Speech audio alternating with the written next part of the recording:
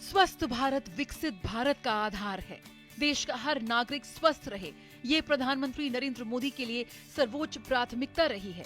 PM Modi न केवल लगातार देश की स्वास्थ्य सेवाओं को मजबूती प्रदान करने में लगे हैं, बल्कि लोगों को स्वस्थ जीवन शैली अपनाने के लिए भी प्रेरित कर रहे हैं। सबको बेहतर चिकित्सा सुविधा मिले, इसी संकल्प के साथ मोदी सरकार लगातार आगे बढ़ रही है।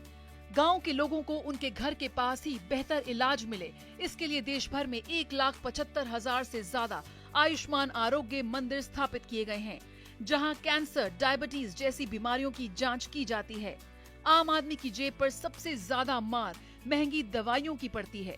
इस तकलीफ को दूर करने के लिए पीएम मोदी ने देश के हर जिले में प्रधानमंत्री जन औषधि केंद्र खोलने का निर्णय लिया। जन औषधि केंद्र पर लगी ये भीड़ प्रधानमंत्री जन औषधि परियोजना के सफलता की कहानी बता रही है। आज देश भर में 15,000 से ज्यादा जन औषधि स्टोर खुल गए हैं।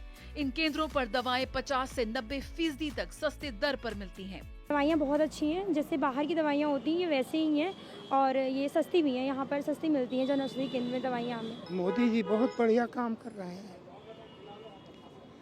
हम जैसे बुड्ढों में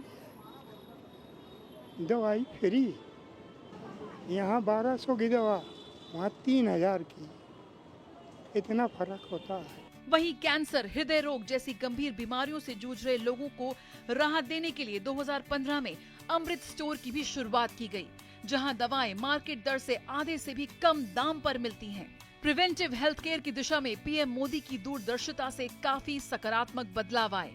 केंद्र सरकार के फिट इंडिया अभियान, स्वच्छ भारत अभियान, पोषण अभियान, जल जीवन मिशन सहित कई कार्यक्रमों और योजनाओं से कुपोषण नियंत्रण और बीमारियों से बचाव में मदद मिल रही है। पीएम नरेंद्र मोदी मन की बात और अन्य मंचों से लगातार लोगों को मोटापे जैसे आधुनिक स्वास्थ्य समस्याओं के बारे में सचेत करते रहते हैं और नियंत्रण के लिए कई सुझाव भी देते रहते हैं।